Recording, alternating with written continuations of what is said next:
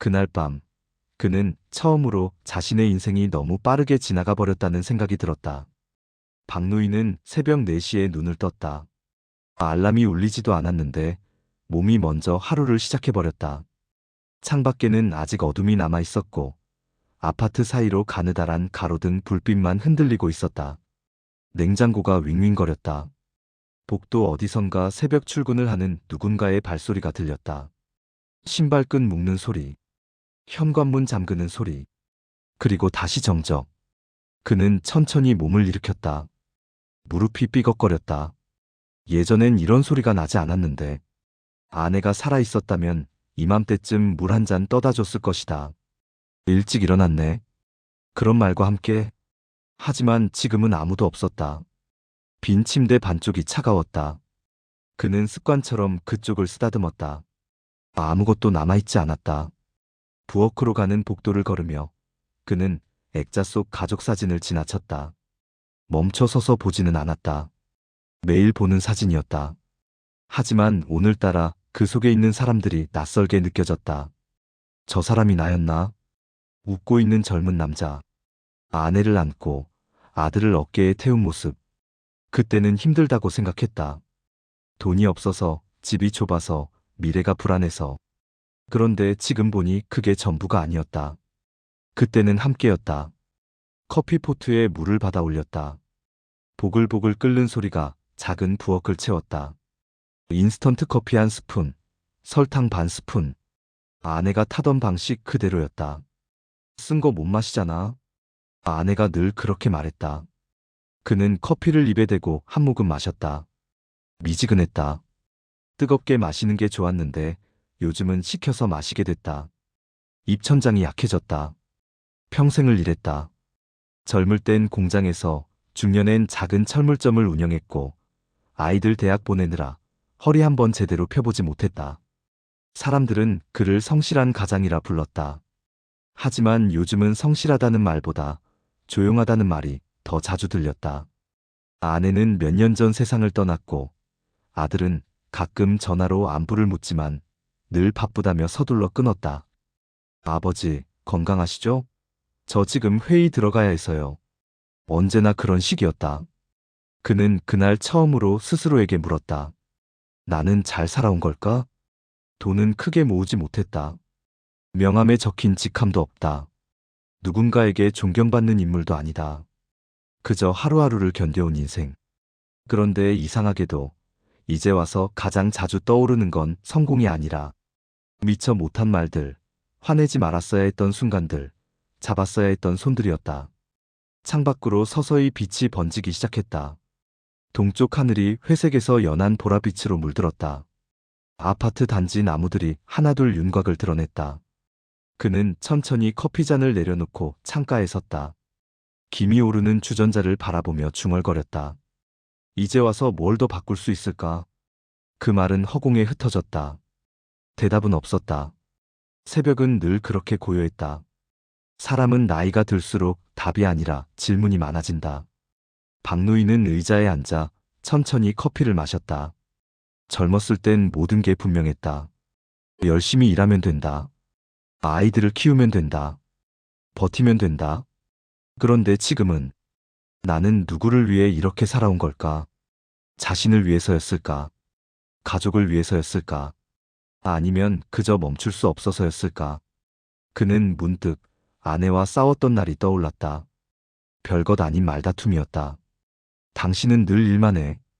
그때 아내는 식탁에 앉아 그를 바라봤다. 지친 눈빛이었다. 서운함이 섞인 목소리였다. 그는 대답 대신 현관으로 향했다. 신발을 신고 문을 열고 닫았다. 쾅 소리가 났다. 일부러 그런 건 아니었지만 화가 났다. 내가 누구 때문에 이렇게 일하는데. 그런 생각이 들었다. 억울했다. 밤늦게 돌아왔을 때 아내는 이미 잠들어 있었다. 그는 조용히 침대에 누웠다. 등을 돌리고 다음 날 아침 아내는 평소처럼 아침을 차렸다. 된장찌개와 김. 둘은 말없이 밥을 먹었다. 그게 마지막 크게 싸운 날이었다. 며칠 뒤 아내는 쓰러졌고 그는 결국 그 말을 다시 들을 수 없었다. 병원 복도에서 그는 처음으로 울었다. 사람들 앞에서 부끄러움도 없이 미안하다고 한 번만 더 말할 수 있다면. 그때는 몰랐다. 침묵이 얼마나 오래 남는지, 하지 못한 말이 얼마나 무거운지. 그는 식탁 위에 놓인 설탕통을 바라봤다. 아내가 쓰던 것이었다. 뚜껑에 작은 꽃무늬가 그려져 있었다. 그는 한 번도 제대로 본 적이 없었다. 철학자들은 말한다. 사람의 인생은 소유한 것이 아니라 관계 속에서 만들어진다고. 박노인은 고개를 끄덕였다. 지금 그의 집에 남은 것은 가구와 사진 몇 장. 하지만 마음속에 남은 것은 사람들이다. 함께 밥 먹던 이웃. 김씨 할머니는 가끔 김치를 갖다 줬다. 혼자 사니까 잘 안 드실 거 아니에요. 그렇게 말하며 김치통을 문 앞에 놓고 갔다. 젊은 날 술잔을 기울이던 친구. 정 씨는 지금 요양병원에 있다고 들었다. 작년 추석에 전화가 한 번 왔었다. 목소리가 많이 쇠약해져 있었다. 야, 박 씨 우리 한잔하자. 그때 그는 바쁘다고 했다. 정말 바쁜 건 아니었다. 그냥 병원 가는 게 두려웠다. 그리고 다시 전화하지 못한 동생. 동생은 부산에 산다. 아버지 돌아가시고 유산 문제로 다퉜다. 작은 금액이었다. 몇백만 원. 하지만 서로 상처 주는 말을 쏟아냈다. 형은 늘 그렇게 자기만 생각했잖아. 동생의 그 말이 가슴에 꽂혔다. 그는 소리쳤다. 내가 너 키우느라 얼마나. 전화는 그렇게 끊겼다. 그게 10년 전이었다. 아직 늦지는 않았을까. 그 질문이 그의 가슴 한가운데 내려앉았다. 무겁게, 천천히. 서랍을 열자 오래된 사진첩이 나왔다. 먼지가 쌓여 있었다. 그는 손으로 표지를 닦았다. 갈색 가죽. 모서리가 해져 있었다. 아내가 결혼 초에 샀던 것이었다. 사진 많이 찍어서 넣자. 나중에 보면 좋을 거야. 아내는 그렇게 말했다. 하지만 그는 사진 찍는 걸 귀찮아했다. 그럴 시간에 일이나 하지. 늘 그런 식이었다. 첫 페이지를 펼쳤다.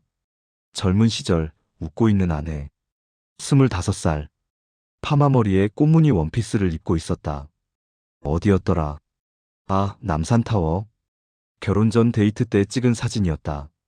이거 한 장만 찍자. 아내가 카메라맨에게 부탁했다. 그는 어색하게 웃었다. 사진 속 자신은 정말 어렸다. 머리가 풍성하고 어깨가 넓었다. 다음 페이지. 초등학생이던 아들. 운동회 날이었다. 빨간 모자를 쓰고 달리기 하는 모습. 1등은 못했다. 하지만 열심히 뛰었다. 아빠, 왔어? 아들이 숨을 헐떡이며 달려왔다. 그는 고개를 끄덕였다. 응, 잘했어. 그게 다였다. 안아주지도 머리를 쓰다듬지도 않았다. 그냥 잘했어. 지금 생각하면 왜 그랬을까? 왜 한 번 더 안아주지 못했을까? 또 다음 페이지. 단칸방 앞에서 찍은 가족사진. 셋이서 다닥다닥 붙어 섰다. 배경은 낡은 대문과 골목길. 여름이었다. 아내 얼굴에 땀이 맺혀 있었다. 그때는 부족했지만 이상하게 얼굴만큼은 지금보다 훨씬 밝았다. 돈 없어도 웃었네. 박노인은 혼잣말했다. 단칸방 시절이 떠올랐다. 부엌과 방이 하나였다. 화장실은 밖에 있어서 한겨울에도 나가야 했다. 아들은 그 좁은 공간에서 공부했다. 아빠, 나 책상 갖고 싶어. 아들이 그렇게 말했을 때 그는 대답 대신 한숨을 쉬었다. 조금만 기다려라. 아빠가 돈 벌어서. 늘 그렇게 미뤘다. 조금만 더. 그런데 어느새 아들은 대학생이 됐고 직장인이 됐고 이제는 바쁜 사람이 됐다. 그는 자신이 늘 미래만 바라보고 살았다는 걸 깨달았다. 언젠가는 편해질 거라고, 언젠가는 나아질 거라고. 하지만 미래는 어느새 지나가 오늘이 되어 있었다. 철학에서는 말한다. 사람이 가장 후회하는 건 하지 못한 성공보다 하지 못한 표현이라고. 사랑한다고 말하지 못한 것, 미안하다고 고개 숙이지 못한 것, 고맙다고 손잡아주지 못한 것. 그는 사진첩을 덮으며 속삭였다. 그땐 참 바빴지. 하지만 정말 바빴던 건 몸이 아니라 마음을 돌보지 못한 시간이었는지도 몰랐다. 그는 사진첩을 다시 서랍에 넣었다. 천천히, 조심스럽게, 마치 소중한 것을 다루듯이. 박노인은 천천히 산책을 나갔다. 오전 10시. 날씨는 맑았다. 하늘이 높았다. 바람이 불 때마다 나뭇잎이 살랑거렸다. 아파트 단지 산책로를 걸으며 그는 주변을 둘러봤다. 평일 오전이라 한산했다. 유모차를 밀고 가는 젊은 엄마, 강아지를 산책시키는 중년 여자, 운동복을 입고 빠르게 걷는 노인. 모두 바빴다. 목적지를 향해 걸었다. 그는 벤치에 앉았다. 그냥 앉았다. 아무 생각 없이. 햇빛을 얼굴에 받았다. 따뜻했다. 눈을 감았다. 빛이 눈꺼풀을 뚫고 들어왔다. 붉은 빛이었다. 젊을 땐 이런 시간이 아까웠다. 가만히 있는 건 낭비라고 생각했다. 그런데 지금은 이 잠깐의 햇살이 하루를 지탱해주는 힘이 되었다. 할아버지. 어린아이의 목소리가 들렸다. 그는 눈을 떴다. 4~5살쯤 되어 보이는 여자아이가 공을 쫓아 달려오고 있었다. 뒤에서 엄마가 뛰어왔다. 미안해요. 애가 공을 던지다가. 그는 고개를 저었다. 괜찮아요. 아이가 활발하네요. 여자아이는 공을 안고 엄마 뒤에 숨었다. 수줍은 눈으로 그를 바라봤다. 인사해. 할아버지한테. 안녕하세요. 작은 목소리였다. 그는 웃었다. 오랜만에 웃는 것 같았다. 안녕. 모녀는 손을 잡고 걸어갔다. 아이가 폴짝폴짝 뛰었다. 엄마가 손을 꼭 잡고 있었다. 그 모습을 보며 그는 생각했다. 나도 저랬을까? 아들이 어렸을 때 기억이 잘 나지 않았다. 늘 바빴으니까, 늘 피곤했으니까. 성공이란 무엇일까? 큰 집일까? 돈일까? 사람들이 알아보는 이름일까? 그는 고개를 저었다. 지금 나한테 남은 게 진짜였구나. 전화기 속 연락처 몇 개, 가끔 들르는 단골 국밥집, 그리고 아직 살아있다는 사실. 철학자들은 노년에 이르면 삶의 계산이 달라진다고 말한다. 얼마를 벌었느냐가 아니라 누구와 나눴느냐로 기억된다고. 벤치 옆으로 고양이 한 마리가 지나갔다. 회색 털의 하얀 발. 그는 가만히 바라봤다. 고양이도 그를 보았다. 잠깐의 눈맞춤. 그리고 고양이는 유유히 걸어갔다. 급할 것 없이. 박노인은 벤치에서 천천히 숨을 내쉬었다. 그래, 아직 늦진 않았어.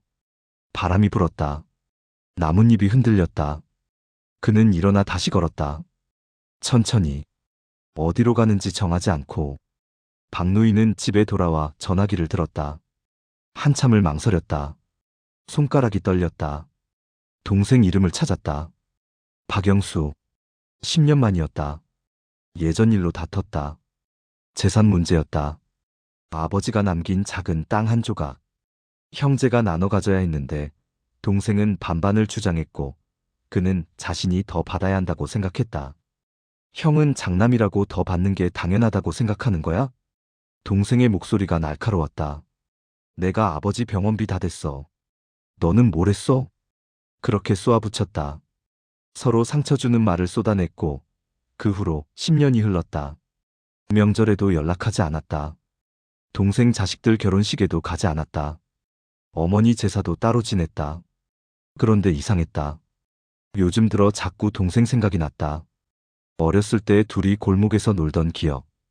동생이 넘어져서 울 데 없고 집에 갔던 일. 군대 가기 전날 밤 둘이서 소주 마시던 순간. 형, 나 다녀올게.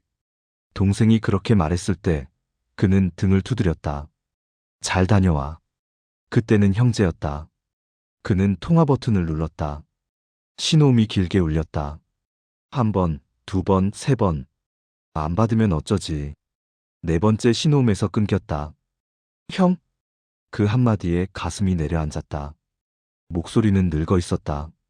자신의 목소리처럼. 떨리고 쉰 목소리. 그는 떨리는 목소리로 말했다. 잘 지냈냐? 침묵이 흘렀다. 몇 초였을까? 몇십 초였을까? 형도 잘 지냈어? 그래 뭐. 건강은? 그냥저냥. 어색했다. 할 말이 많았는데 입에서 나오지 않았다. 영수야? 응. 나 그때 너무했다. 또 침묵. 나도 그랬어. 동생의 목소리가 떨렸다. 형, 나 요즘 많이 생각했어. 우리 왜 그렇게 됐을까? 몰라. 그냥 바보였지. 둘은 한참 아무 말도 하지 못했다. 전화기 너머로 서로의 숨소리만 들렸다. 형, 나 다음 주에 서울 가는데 밥이나 한번 먹을까? 가슴이 뜨거워졌다. 그래. 그러자. 그럼 연락할게. 그래. 전화를 끊고 나서 그는 한참 동안 앉아 있었다. 길지 않은 통화였다. 어색했고 침묵도 많았다. 하지만 끊고 나서 그는 알았다. 마음속에서 오래 묵은 돌 하나가 조금은 내려앉았다는 걸. 용서는 상대를 위한 게 아니라 남은 시간을 편히 살기 위한 선택이라는 걸. 그는 창밖을 바라봤다. 햇빛이 부드러웠다. 다음 날 그는 동네 경로당에 들렀다. 바둑판 소리, 웃음소리. 예전 같았으면 그냥 지나쳤을 것이다. 하지만 그날은 들어갔다. 처음 보는 얼굴들과 인사를 나누고 커피를 마시며 앉았다. 누군가 말했다. 혼자 있으면 더 늙어요. 그 말에 웃음이 났다. 늙는다는 건 주름이 늘어나는 게 아니라 사람이 줄어드는 거라는 생각이 들었다. 그는 집으로 돌아오는 길에 국밥 한 그릇을 먹었다. 혼자였지만 외롭지는 않았다. 밤이 되자 그는 창가에 앉았다. 오늘 하루를 떠올렸다. 통화 하나, 산책 한 번, 웃음 몇 번. 젊을 땐 아무것도 아니었을 일들이 이제는 하루를 채우고 있었다. 노년이란 끝이 아니라 속도를 늦춘 삶이라는 생각이 들었다. 천천히 보고, 천천히 말하고, 천천히 용서하는 시간. 그는 속삭였다. 괜찮다, 참 괜찮은 하루였어. 박노인은 불을 끄고 누웠다. 오늘 하루가 마음에 오래 남았다. 완벽하지 않은 삶. 실수도 많았고, 놓친 것도 많았다. 그래도 사람을 만나고 용서하려 애쓰고 오늘을 살아냈다면 그걸로 충분하지 않을까? 그는 천천히 눈을 감으며 말했다. 내일도 조금만 더 부드럽게 살자.